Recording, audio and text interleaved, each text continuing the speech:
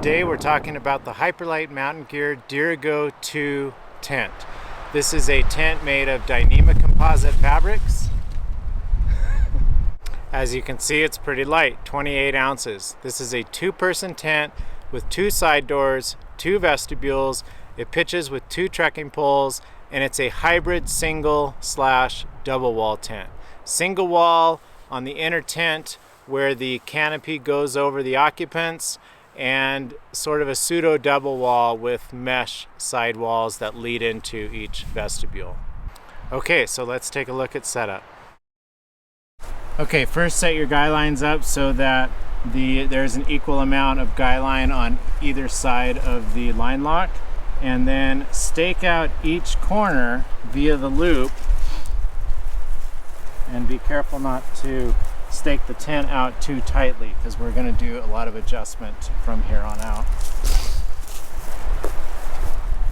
Once you have your four corners staked out, then we're ready to set the poles, and so we're going to set them to 125 centimeters in length.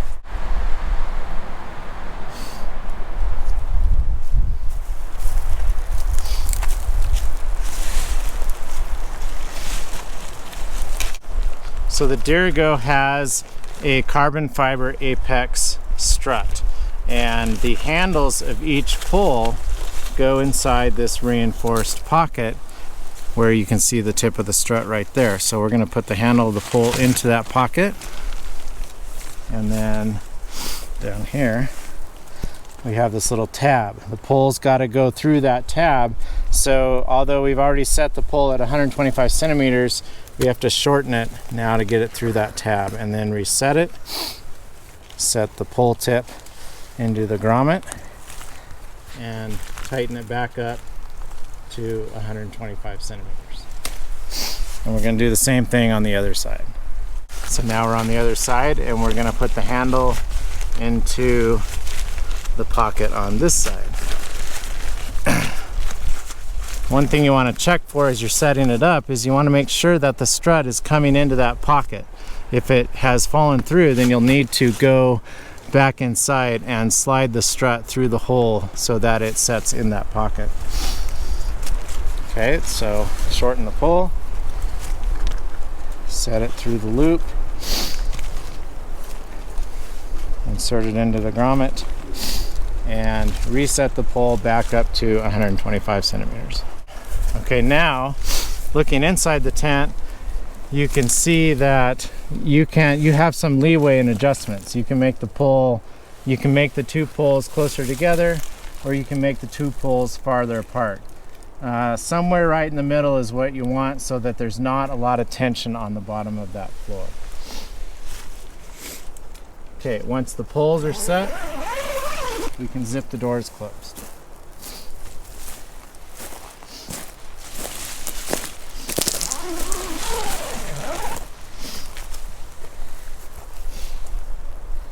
Okay, so now we have a structure that's loosely staked out on the four corners, and the poles are set to the proper height. So now it's kind of like pitching a normal pyramid. So the most important part of pitching a pyramid is to make sure everything is pitched in a perfect rectangle, and these guy lines are coming off the corner at 45 degrees.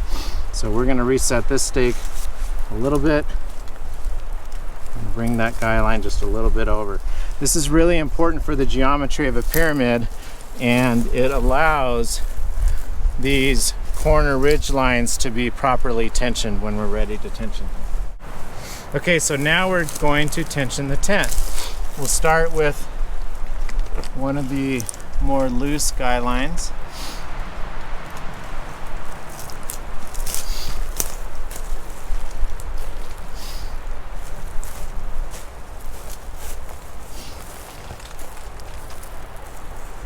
We want to go around to all four corners and make sure these ridge lines are nice and tight and even. Now, as we tighten the corners, you might notice that one of the ridge lines becomes very tight, and one of the ridge lines next to it becomes loose or has a really steep catenary curve to it. So in order to fix this, it's a really common problem with pyramids. We're going to undo the ridge line that's tighter and tighten up the ridge line that's looser. And we're just going to kind of go back and forth until both of these have the same sort of nice tensioned look about them. And again, we'll adjust this as we go and pitch the rest of the tent. So once the four corners are set, then we will set the door vestibules.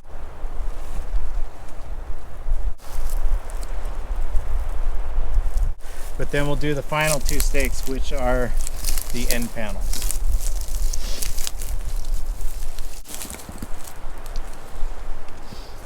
Okay, so now once all the stakes are set, we're going to go around and just retension everything so that everything is nice and drum tight.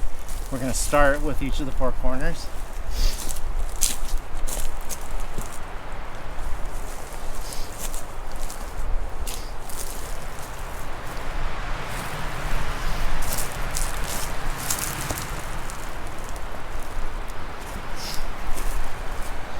And then the two vestibules.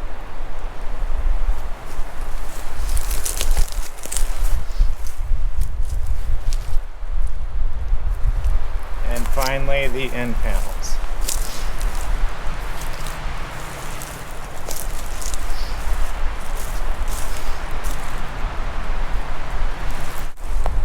And that's it. I think the biggest mistake people make when pitching pyramids in general is that they try to tension things too much, too fast, before all the guidelines are staked out. My recommendation is that you tension things lightly in the beginning and then go around and do little bits on each guy line until the whole structure is nice and tight. That way you don't risk deforming the shape of the structure. Okay, let's walk through some of the features of the Dirigo. The tent has two doors, two vestibules.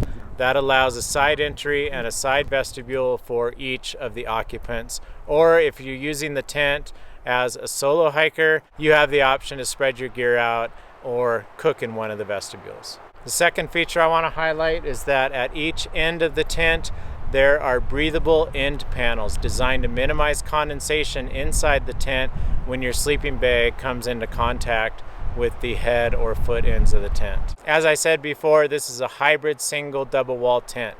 That means that the canopy is a single wall tent over the occupants, and inside there are two large mesh walls for ventilation and separation of you and your gear that is inside the vestibules. As you saw during setup, we're using 8 stakes, 2 trekking poles, and the addition of that Apex carbon fiber ridge bar. This is what provides the tent with structure and stability as you tension it out. The guy line tensioners are line locks. Hyperlite includes the cord with the tent. It's a reflective guy line cord. However, stakes are not included with the tent. My recommendation is that you get some stakes that are fairly stout. I would not use a titanium skewer stake with this style of tent. You want to be able to deliver a lot of tension to the canopy, and I'd recommend a 6 to 8 inch tubular tent stake for that purpose, or something like a groundhog. You'll need trekking poles that extend to 125 centimeters or 49 inches. And if you don't have or use trekking poles, then you'll have to buy some aftermarket carbon fiber or aluminum poles to use instead. Inside the tent, there are not a lot of features. You have 2 D-rings where you can hang a clothesline or clip a small flashlight to, and you have 1 interior mesh stow pocket hanging from the apex of the tent where you can put your light or your phone or your sunglasses, small things like that. Okay, let's talk a little bit about the materials used in this tent. The tent is entirely made of Dyneema composite fabrics. There's about 5 different types of fabrics used in the shelter. The canopy uses a lightweight DCF 8.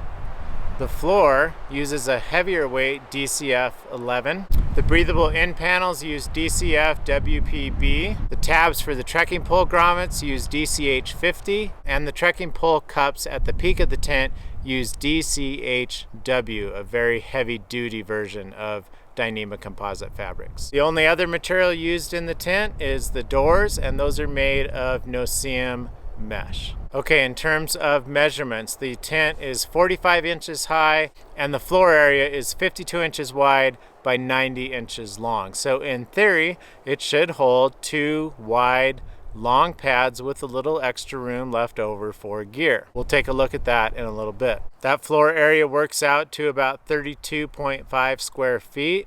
We'll take a look and see how practical that is when we consider the sloping walls of this tent as well when we talk about livability. Each vestibule has a square footage size of about 6.25. They're not very big, so we'll see how much gear we can actually fit into those vestibules.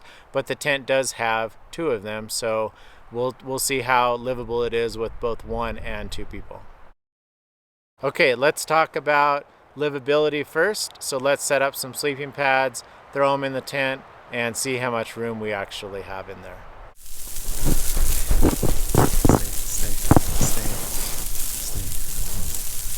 All right, Sierra and I are tucked into what should be, a 2-person tent. This tent is okay for 1 person and a large dog. 2 big people are going to have a very difficult time living in this tent. I'm using a wide pad here. It easily takes up more than half the floor space, so I don't think you're going to get 2 wide pads in this tent without really like bumping up against the bathtub walls. So this is the Nemo Astrolite long pad. It's 25 inches wide, 76 inches long, and with the pad set up, I have 6 or 8 inches of space at the foot end, 6 or 8 inches of space here at the head end. And with any pyramid tent is that these sidewalls are long. So by the time you get down into the head or foot end, they're fairly low. And there's not a lot of headroom here, or for that matter, footroom at the end. So I think what's going to happen is if you sleep on a thick pad like this, and maybe you have a sleeping bag that's 3 or 4 season sleeping bag that's fairly puffy, you're going to rub the foot end of the sleeping bag and the head end of the sleeping bag at the ends of the tent. What do you think, Sierra? Do you like it in here? Do you like this tent? You like being inside the tent rather than a vestibule, huh? Yeah, that's pretty good. Yeah, you got your nice warm Nunatak down sleeping bag. You're all set, huh? Okay, so here we are with 2 20-inch wide sleeping pads in here. These are 72-inch long pads. And so if we have them side by side and shoved against the far wall, there's 10 inches of space left over. So that would indicate about a 40-inch wide practical width for the shelter. The manufacturer's claim is 52. So just keep that in mind. This will become more important as we try to cram 2 wide pads in. If we shove the pads all the way to the end of the tent and then measure how much room is available at one end, then we're looking at about 19, maybe 20 inches of practical space. So plenty of room for gear storage, plenty of room to shift the pad one way or the other so that the head or foot end of the sleeping bag isn't touching the walls. But if you're a bit longer than 6 feet, there might be an issue. So let's take a look at what a long and wide pad looks like inside this shelter. Okay, so now we have 2 long and wide pads in here. One is the Nemo Astrolite Long and the other is the Neo Air Uberlite Large. So both of these pads are about 25 inches wide. Let's go ahead and get a measurement on those. Neo Air is about 25 inches in the middle, and the Astro is a little bit wider, so maybe 26. So theoretically these pads should be 51 inches wide, but you can see that even when we shove the pads off to the sides of the tent, there's some overlap here. So the tent is not quite wide enough for 2 wide pads unless the 2 people are laying on them and then they're kind of squished up against the wall. So it will work, it's doable, but just keep in mind that there's not going to be a lot of extra space on the sides. I kind of prefer that if I'm sleeping in here with 2 wide pads because it keeps everybody in place and keeps the pads from sliding around the tent. But let's take a look now at how much room at the head and foot ends there might be. So we'll shove those pads all the way to the end of the tent and measure how much space we have left. So accounting for a few inches of the bathtub floor, we have about 14 inches of space between the end of the pad and the end of the tent. So you could store a little bit of gear either down here or at the head end, or a little bit of both. So let's see what this looks like with a sleeping bag, and we'll take a look at whether or not the sleeping bag is going to come in contact with the end walls. Okay, I'm in my sleeping bag. I have a long size pad kind of lengthwise in the center of the tent so that I have a little bit of space at my feet and a little bit of space at my head. Now, laying down in the tent, my face is not contacting the fabric, but it's also not that far away. So you can imagine that if I were to get a wind gust, I would have fabric flapping against my face here. Same with the foot end. But we're mostly concerned about condensation dripping from the canopy of the inside canopy of the tent onto you as you sleep, or as wind blows the tent fabric. Okay, now let's look at the foot end of the tent, and you can see that I have some space. My feet aren't touching the end panels of the tent, but there's really only an inch or two of space, especially if I were to put my feet up vertically in the tent. So you can see I'm pretty close to the tent. Now I'm short. I use a regular size sleeping bag, so you can imagine that if you had a sleeping bag that was 6 or 8 inches longer than mine, it would be touching the end of the tent. Now, part of the rationale of putting these breathable event triangular end panels in the tent is that if the end of the sleeping bag touches those panels, you're not going to get as much condensation. You can see though that they're triangular, and so if there's two people in the tent, you can see that one edge of my sleeping bag is going to contact the non-breathable side of the fabric, and the other side of the sleeping bag will be in contact with the breathable part of the fabric. So something to keep in mind, if you're a solo user, you can scoot your sleeping bag into the center of the tent, and then you have access to the full height and width of the breathable end panels at both the head and foot end of your sleeping bag. Okay, so the tent is set up asymmetrically. The doors are on opposite sides of the tent. So ideally, if you're going to share the tent with another person, you would sleep head to toe so that my head is next to the other person's toe and vice versa. That way I have easy access to the door, my partner's got easy access to the door, and our own vestibules. Now that requires that the tent be on level ground. Right now I'm a little bit downhill sleeping head to toe, while she's got the good position up there. So in this case, I would sleep head to head and lose easy access to my door and vestibule, but it's not a huge deal. It's nice having a two-side door tent when you're sharing it with another person. So we're scooched down to one end of the tent here, and if we turn around, we can see that there's a little bit of room up in here, but not a lot of room for gear storage. And combined with that and the fact that these vestibules are pretty small, that would indicate that this tent is going to be a hard shelter to spread out and enjoy, unless you're using it as a solo hiker. Then it would provide quite a bit of space. One of the things I really like about a double door pyramid shelter like this is that you can open the doors on both sides and even unclip the vestibule and roll it away and have terrific views and ventilation on nice days. And that makes the tent very livable and a great place to get away during the day, to get away from the bugs and get some shade and things like that. Okay, so let's talk about the vestibules here. They can be rolled away. There are some mitten hook like clips here, a little more durable than mitten hooks, and they attach directly to the vestibule door. So we can loosen that guy line, undo the clip, and roll the vestibule up and out of the way. And that gives us maximum views and ventilation. And then we can deploy the vestibule just like that, clip it back to the hook, and tighten the guy line and we're good to go. So that's kind of a nice feature. There is a limitation with these hooks, and I'll talk about that in the section where we're discussing how the tent performs in a storm. Okay, let's talk about usability of the vestibules and how big they really are. So I have a pack here that's about an 80-liter backpack. It's empty right now.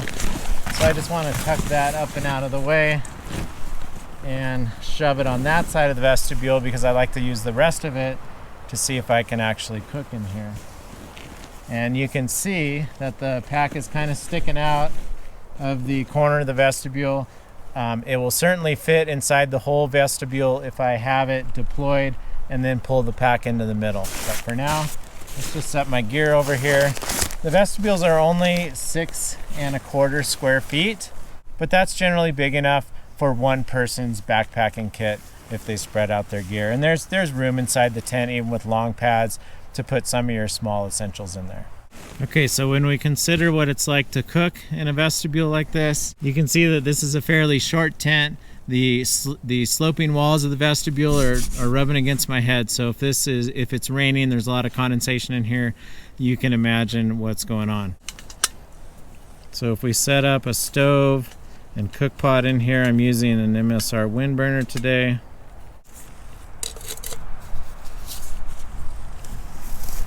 You can see that there is not a lot of room between the top of my cook pot and the canopy of the shelter. I was able to do this on the trip in the snow with the big storm because I was able to dig a snow pit down and put my stove down into the snow pit. You don't have that luxury when there's no snow on the ground, and so I think you have to be pretty careful cooking in this size of a vestibule. There just isn't enough room in here to allow condensation to escape. For one thing, as you got steam escaping the cook pot, it's going to condense inside the tent dramatically. We have no peak vents to let that out. And in general, you know, this fabric's flammable like sil nylon, and it's probably not a good idea to cook in a small tent, small vestibule like this. Okay, so let's show you the toggle for tying the cord away. It's a very conventional toggle. It's made of an elastic cord and a single plastic toggle. I don't like these personally because the elastic wears out in response to ozone, and the toggles are hard to use with cold weather hand wearing. And we have one toggle that will secure two separate elastic cords for both the inside door and the vestibule door. Okay, let's talk a little bit about how the tent performs in inclement weather. Let's talk a little bit more about airflow and condensation resistance. The tent has breathable mesh panels along the sides. That makes it a hybrid single double wall tent. So where you have the mesh panels and the vestibule doors, you have a double wall tent. The ends where you just have fabric, you have a single wall tent. So when the humidity is high, it actually behaves more like a single wall tent. Condensation does accumulate, and it accumulates quite a bit up here in still non-windy conditions. There's no peak vent. Peak vents help, they do work. And Hyperlite puts peak vents on their other shelters. There's no peak vent on this one. It could probably benefit from a peak vent, but I know why they didn't do it. There's a carbon fiber strut right here, and it effectively creates a structure with the handles of the trekking poles that gives it a very rigid apex. Now, there's just no room for a peak vent up here. This is a fairly complicated construction in order to maintain durability, and so where are you going to put a peak vent without adding quite a bit more bulk? Maybe along this corner right here and or this corner right here, or you could put it a little bit lower up here.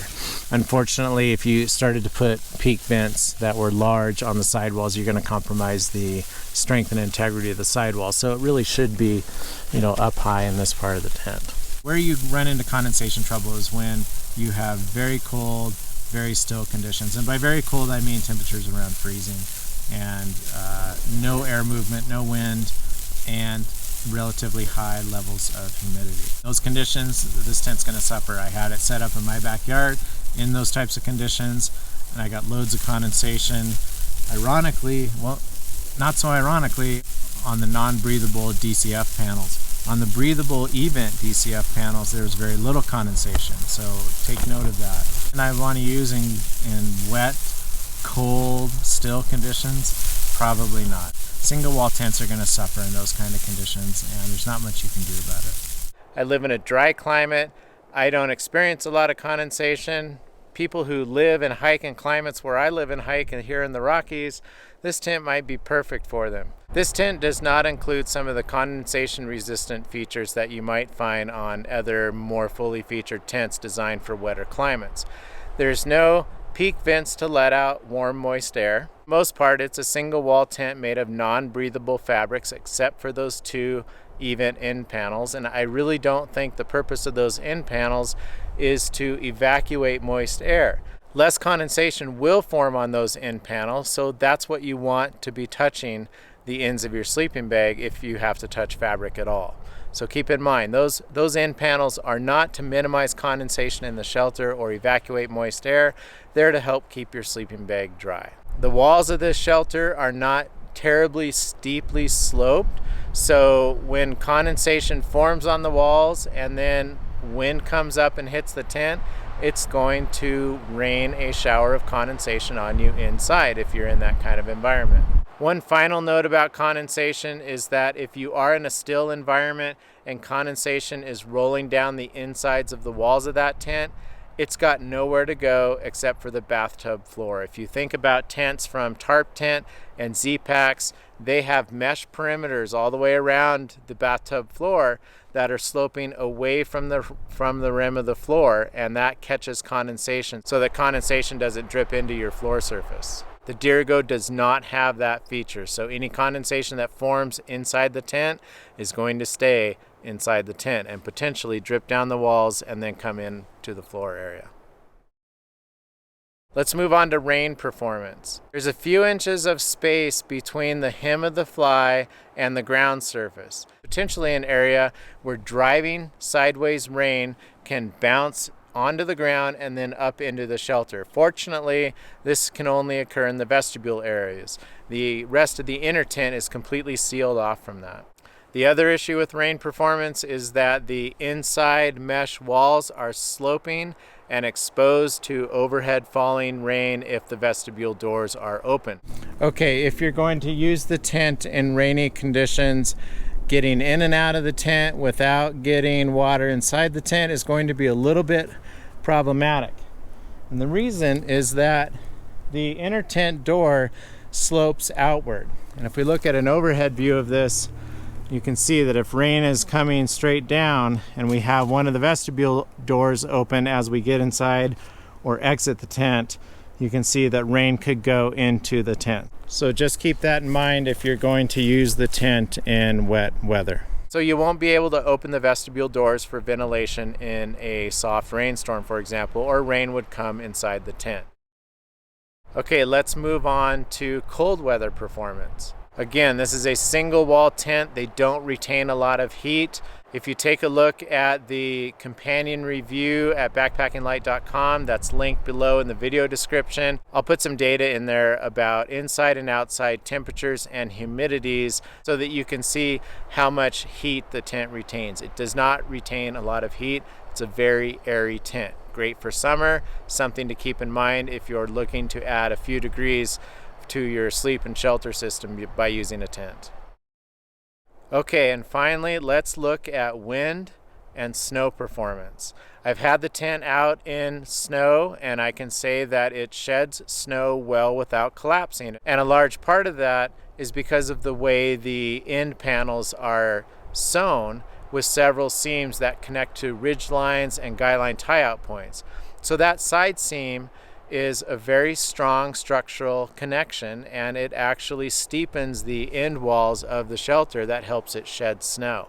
Now, it improves livability as well because it opens up the head and foot ends of the tent a bit. This is a much better design than the side panel guy line tie-outs that you see on something like a ZPacks tent. On a ZPacks tent, there is no seams from the guy line tie-out attachment point to anywhere else on the tent. So you're just pulling a flat panel of fabric out, and it does not have the structural stability that something like the Dirigo is going to have. Like most ultralight 3-season-ish shelters, this performs reasonably well in low winds. And by low winds, I mean winds below about 20 miles an hour. The shelter is stable enough to be quiet, and you can get a decent night's sleep in it without fabric flapping all night. Above 20 miles an hour, things start to change. A lot of it has to do with the structural component of the apex carbon fiber strut and how it connects to the two trekking poles that are used to pitch the tent. The problem is that this structure creates two pivot points, and those pivot points can move and oscillate in a windstorm. When a gust of wind hits fabric on the tent, it causes that apex structure to rotate. As a result of this loading, you have some slack in the downwind side of the fabric. And in a big windstorm, this can cause flapping and subsequent loading, and all of a sudden you can get this massive oscillating flapping tent that is not as structurally sound as a conventional pyramid with a center pole. A conventional pyramid with a center pole can be tensioned equally on all sides, and it does not have the movement that the apex pole structure of the Dirigo has. A conventional pyramid is going to be more wind resistant than this tent. One of the big problems with flapping is that it can scoop more wind, and that can subsequently create a feedback loop that puts more stress on the stakes, more stress on the seams, and in general creates massive oscillating dynamic loads that can eventually lead to failure as wind speeds go up.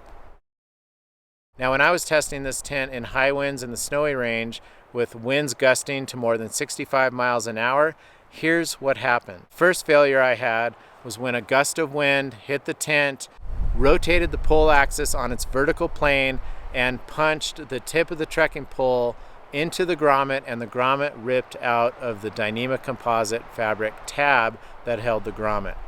Whether or not this would occur on solid ground, I can't say. It might occur on soft ground, but my theory is that the pole punched through that grommet because there was nothing supporting it underneath. It was just pitched on snow. Other failures I had were related to guy lines. I used very light 1mm Spectra guy lines that were used to elongate the guy lines that were stock guy lines on the tent, and I then tied those to deadmen. The deadmen anchors did not fail. The 1mm guy lines did. They broke. Now they have a tensile strength of about 200 pounds, but that's under static loading. In a windstorm with high winds like what I was experiencing, you're looking at dynamic loading. It's a completely different ball game, and the breaking strength of guy lines is much, much lower. However, I still think they should have held. And the reason why I think they failed is because you have this tent that was not able to maintain structure, and as fabric became more slack, it scooped more wind, put more pressure on the guy lines, and that's what caused the failure. Next issue that I had was stock guy lines slipping through the line lock tensioners. Now, under high wind loading, especially high dynamic wind loading, I got some creep and the guy lines slackened. Once a guy line becomes slack on a tent in a windstorm, all bets are off. That means it has no more structural stability. Eventually you're going to get more and more slack fabric, which is going to scoop more wind, and you've got this terrible feedback loop that is eventually going to cause a structural failure. In high winds, you have these plastic clips at the edges of the vestibule, and in really high wind gusts, those clips separate and the tent comes unhinged, and just not a great deal. The reason they're there is because it allows you to unhook the plastic clip and roll up both vestibule doors, and it's nice and easy. Unfortunately, for very stormy conditions, the clasp on that plastic clip separates and the vestibule blows in, and then you've got a big mess on your hands in a big storm, and the tent's going to fail structurally somehow by creating more forces that pull stakes, or fabrics are going to become compromised, things like that. Finally, the very last gust of the night, 65 miles an hour, it came from the opposite direction because I was in a little bit of a bowl in a glacial cirque, and it punched through the other grommet again by rotating that pole structure in its vertical plane and causing the trekking pole tip to punch through the grommet. So I lost both grommets. I was able to repair the grommets in the field by creating a duct tape cup and then duct taping that to the Dyneema Composite Fabrics tab that used to hold the grommet, and it held fine. Maybe this is a compelling argument to create a tips up design and then have a pocket at the bottom to hold the handle. Similar to the Locust Gear DPTE attachment, which creates a similar structure, but I've never had an issue with that, even in very high windstorms in the snow. But on that structure, there's only one pivot point, and you don't have this rotation that occurs in a swirling wind or in gusting winds. And of course, being a 3-season tent, there's a lot of mesh on here. There's a lot of wind, but there is enough wind to feel a slight breeze coming in through the side doors. It's blowing under the door, and you know, it's blowing some spindrift into the tent. So you can see that spindrift is accumulating along the mesh wall here, starting to blow in on the gear here. So just keep that in mind. If you're going to use this tent in 3-season conditions, that spindrift resistance is going to be fairly poor because the walls don't go, the vestibule walls don't go all the way to the ground, and you've got these huge mesh walls on the interior of the tent. Spindrift is going to come right in. You have a perimeter canopy that is a few inches off the ground, and it lets in a lot of blowing spindrift. You can see this as well in the storm video. Of course, that causes all sorts of problems because spindrift gets your gear wet. Now, I think it's important to note that this is billed as a 3-season tent, and some people would say, well, you shouldn't be using this tent in the winter. It's not winter. It's April 10th today. This is spring, well into spring. These are spring conditions. The ground where I'm at right now is bare except for the snow that has fallen today.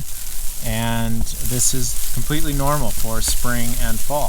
So I think when you look at a tent that has this much mesh in it and sidewalls that don't come all the way down to the ground, you can't really consider it a 3-season tent. I think you need to call it a summer tent, or at most I don't even know what a 2-season tent is, because spring and fall, those are our shoulder seasons. What makes spring and fall different from summer is that there is colder temperatures, wetter, windier, and there's the chance of snow. You have to consider that when you're evaluating a 3-season tent's performance in 3 seasons. The distinguishing feature of winter is heavy snow. So in my mind, the difference between a 3 and a 4-season tent is that a 4-season tent is going to be able to handle heavy snow loads without collapsing the structure, and probably be more wind resistance. Think of the gale force winds that are common in the mountains in the winter that you don't get in the summer. Okay, so what's the difference between a summer tent and a 3-season tent? And I think this is it right here. If it's got a lot of mesh on it for ventilation, breathability, views, whatever, it's more of a summer tent. It's not really designed for 3-season conditions where you can have snow, where you can have more wind, and the potential to have snow blowing in your tent. So I would call this a summer tent. The other distinguishing feature between a summer tent and a 3-season tent is how much structure does it have. You're looking at 2 trekking poles and 1 small Apex carbon fiber pole, no other structure on it. So this type of shelter isn't going to be able to withstand extreme winds. In the spring and fall, you can get extreme winds. This is why they call it the shoulder season. Storms aren't as common as in winter, but they're there. And as backpackers, we need to be protected from those storms and have enough confidence in our shelters to be able to go out in any condition and say, I can handle a storm with this shelter. So for me personally, am I going to take a Dirigo out in summer conditions? Yeah, absolutely, of course. As you get into spring or fall conditions, I'm probably going to look at the weather forecast. As we get into winter conditions with deep snow, I am definitely going to look at the weather forecast, and I'm going to stay most likely below the tree line. For stormy conditions, this is a below the tree line tent. It is not a winter tent. For good conditions and light winds, I think it will do just fine in any kind of environment. That also brings up a bit of nomenclature. I'm hesitant to call this a 3-season tent. For that matter, I'm hesitant to call any of these ultralight tents 3-season tents. If they have mesh and they're not able to handle a reasonable amount of wind without losing structural stability, then I'd be more inclined to call them a summer tent or maybe a 2-season tent. If you hike in the mountains in the spring, and by spring I mean spring, March through June, or fall, September through early November maybe, you're going to experience snow and you're going to experience high winds. That's the nature of the shoulder seasons. So if your shelter is not capable of managing a little bit of snow and a moderate amount of wind, then maybe it shouldn't be called a 3-season shelter. Now on the flip side, in spite of the grommet failures, the rest of the Dirigo held up beautifully, and there was no seams that were ripped, there was no fabric damage, and for the most part the canopy and interior of the tent are very well made, and it's clear that Hyperlite knows how to make Dyneema composite fabrics shelters. Is this a rock solid bomber tent? No. I think we've experienced that even in moderate winds where the wind is blowing 25 miles an hour. This tent buffets dramatically. Yes, it will stay up, and so have some level of confidence that you can handle winds like that. But when I was in a storm where sustained winds were blowing 35 to 45 miles an hour and winds were gusting 50 to 70 miles an hour, no way. No ultralight tent is really made for or built for those kinds of conditions. The only tents I've really felt confident in those conditions, and confidence isn't the right word. Safe, moderately safe in those conditions above the tree line is where I had a single pole pyramid that was made of very strong fabric that I could guy out with a very high level of tension. But this has to be considered in that class of ultralight tents that have a fairly specific application to summertime, storms that aren't terribly rigorous, moderate to low wind speeds, low amounts of low to no snow. This would be a great tent for the AT, great tent for getting holed up out of the rain, and a great tent for the western United States where you have drier conditions and you don't have the condensation problems you might have back east. The only real improvements I'd make is to change that grommet tip connector to make it more durable, perhaps work out a solution to flip the pole so that the handle is down, add some thicker guy lines that don't slip in the line locks, and give us some outside guy line tie-outs at the apex of the tent so we can string some guy lines out in high wind environments and try to keep that apex structure more stable and keep it from rotating. Some interesting ideas that might improve the stability of this tent: 2 hoop poles at the end with maybe a larger curved event panel section. Another idea that I kind of fantasize about for this tent: have the entire sidewalls made of event. I think that would be awesome and dramatically reduce the amount of condensation you get on the interior of the tent.